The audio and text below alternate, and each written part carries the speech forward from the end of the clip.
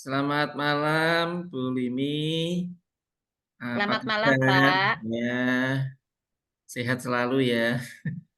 Puji Tuhan sehat, Pak. Amin. Nah, untuk coaching malam ini mungkin ada sesuatu yang perlu Ibu sampaikan untuk mencapai tujuan tertentu. Apakah ada yang perlu disampaikan? Baik, Pak. Eh, untuk tujuan coaching saat ini, saya ingin agar anak-anak saya di semester 2, murid-murid maksudnya ya, Pak ya, itu lebih fokus lagi kepada pembelajaran. Begitu, Pak. Begitu, Coach. Ya, Maaf. baik. Kalau tidak salah dengar, nanti di semester 2 bagaimana supaya anak-anak atau murid sekolah itu lebih fokus di pembelajaran di semester 2. Itu ya, Bu. Ya, betul sekali, Coach. Ya, baik. Nah, untuk itu kan eh, nanti kita coba memfasilitasi bagaimana proses mencapai tujuan itu, menemukan langkah-langkah yang terbaik dan sumber daya apa yang perlu disiapkan. Kemudian kita juga eh, bisa menemukan analisa SWOT-nya. Nah, apakah Ibu berkenan untuk coaching malam ini? Berkenan, Coach. Ya, baik Ibu. Terima kasih. Nah, untuk itu yang tadi Ibu sampaikan, apakah ada penyebabnya, Bu? Sehingga hasil yang diharapkan seperti itu, dan mungkin ada langkah-langkah yang perlu dilakukan. Monggo. Baik, Coach. Melihat kondisi anak-anak kemarin di semester 1 itu kalau saya mengamati, mereka itu pada saat pembelajaran tuh kurang fokus, Coach. Jadi pada saat guru memberikan materi atau bercakap-cakap atau memberikan pengarahan tentang kegiatan yang akan dilakukan, mereka itu tidak mendengarkan, bahkan mereka bercerita sendiri, Hmm. seperti itu, Coach. Jadi di semester 2 ini saya ingin mereka mengalami perubahan begitu dengan agar apa yang kami berikan itu bermakna dan pengetahuan mereka bertambah, Coach, begitu. Baik. Nah, mungkin langkah-langkah yang diperlukan apa Ibu untuk mencapai itu? Nah, untuk langkah-langkahnya itu saya sudah merengreng lah ya, maksudnya kira-kira apa yang harus saya lakukan. Yang pertama itu pada saat kegiatan pembukaan, di situ kan kami bersama-sama coach, kelompok A dan kelompok B, di mana kegiatannya itu adalah pembiasaan-pembiasaan, berdoa, kemudian mendengarkan firman Tuhan, kemudian, menonton video pembelajaran, bahkan juga menonton video cerita tentang Alkitab, seperti Hmm. itu. Namun, pada saat kegiatan itu mereka, kurang fokus, gitu. Hmm. Jadi, pada saat kegiatan itu, saya sudah menyampaikan kepada teman-teman bahwa apabila anak belum siap, kita jangan mulai. Kita tunggu sampai siap, karena percuma, sia-sia kalau kita mulai tetapi anaknya belum siap.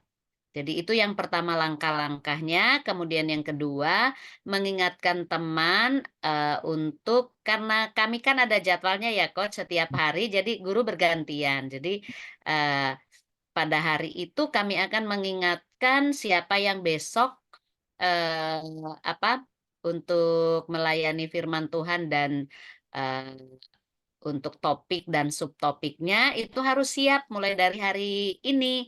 Jadi tidak seperti terburu-buru untuk besoknya, sehingga anak kan bisa terkondisikan. Jadi itu coach, sama yang ketiganya itu saya berkomunikasi dengan, kepala sekolah untuk memantau kami sehingga, apa yang sudah, kami, apa ya, sepakati, itu bisa dimonitor oleh kepala sekolah. Seperti itu coach. Ya, baik. Dari langkah-langkah yang disebutkan tadi, nah, memerlukan sumber daya apa saja, Ibu? Baik coach, sumber daya tentunya, saya sendiri bersama rekan sejawat dan kepala sekolah untuk internalnya, kemudian eksternalnya itu, eee, laptop, kemudian, LCD, kemudian sound system, printer, kemudian, kertas.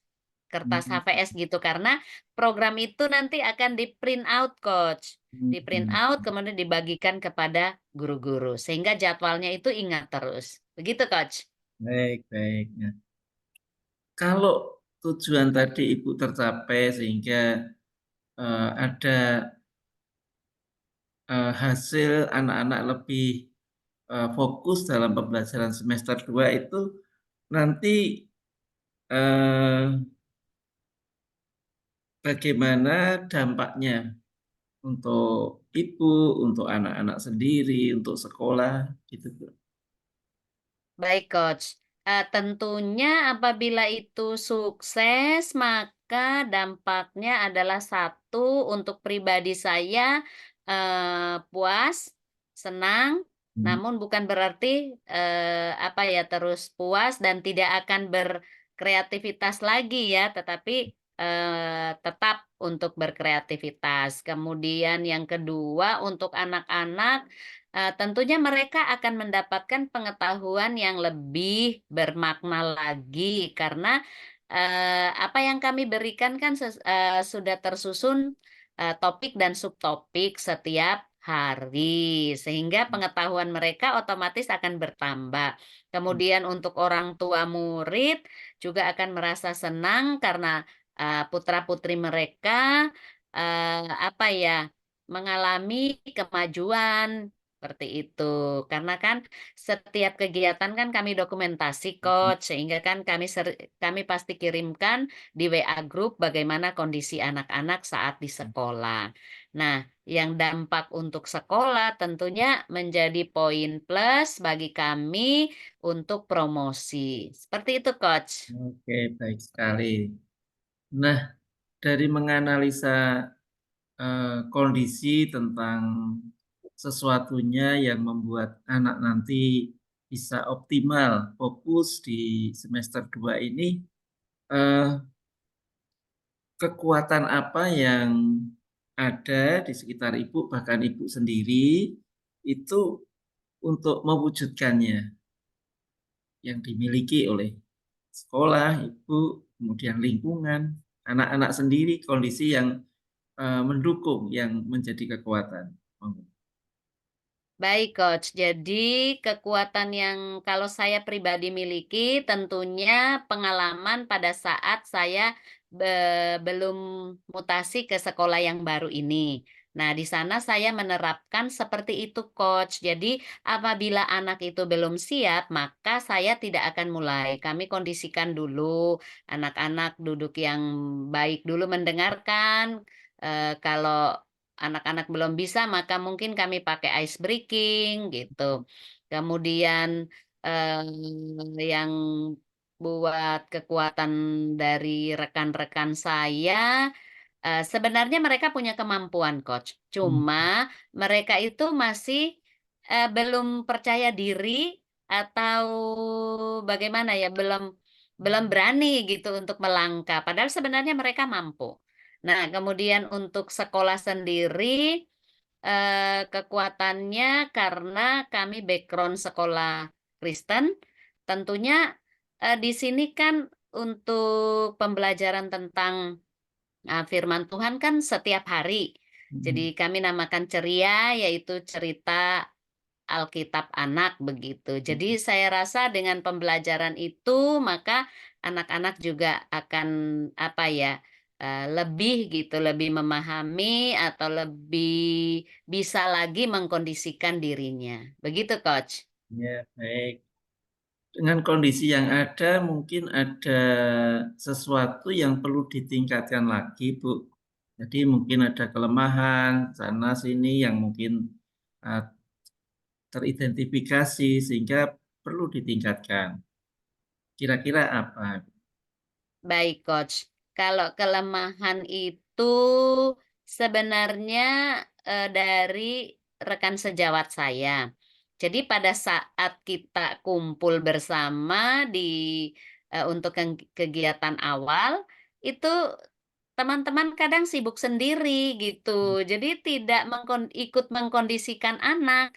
Nah, makanya saya terkadang menyampaikan kepada sekolah, saya bilang, "Miss, mohon untuk bantuannya apabila pada, saat kegiatan awal agar guru-guru sama-sama," gitu loh. Jadi karena satu nanti gurunya kan di depan, nah yang lain ikut mengkondisikan anak dan kebetulan anak-anak saya yang saat ini, eee jumlahnya sih tidak banyak, Coach, tapi luar biasa sekali, aktif, ngobrol, jadi ya itu perlu sekali, apa ya, gurunya untuk ekstra dalam, mengkondisikan anak, jangan sampai lengah gitu, Coach. Baik, baik. Nah, kemudian apa peluang atau dukungan eksternal untuk mengatasi kelemahan-kelemahan itu, Bu? Untuk Baik, mempermudah Coach. mencapai tujuan. Ya, mhm, Kalau dukungan eksternal, kami itu betul-betul didukung oleh yayasan, mhm, yayasan kami. Kebetulan juga pengurus cabang kami itu setiap hari datang ke sekolah, sehingga apa saja yang menjadi keluhan kami, itu kami sampaikan, kami berdiskusi kira-kira langkah-langkah apa yang bisa kami lakukan. Jadi mereka memberikan support yang luar biasa begitu. mhm, Kemudian karena kami di situ, satu atap dengan SD, Coach. Jadi oh, kami juga bisa berdiskusi dengan, guru-guru SD dan kepala SD begitu, Coach. Sehingga, mereka juga banyak memberikan masukan-masukan yang membuat kami, untuk lebih meningkatkan lagi, kualitas daripada kompetensi kami masing-masing, gitu, Coach. ya, baik.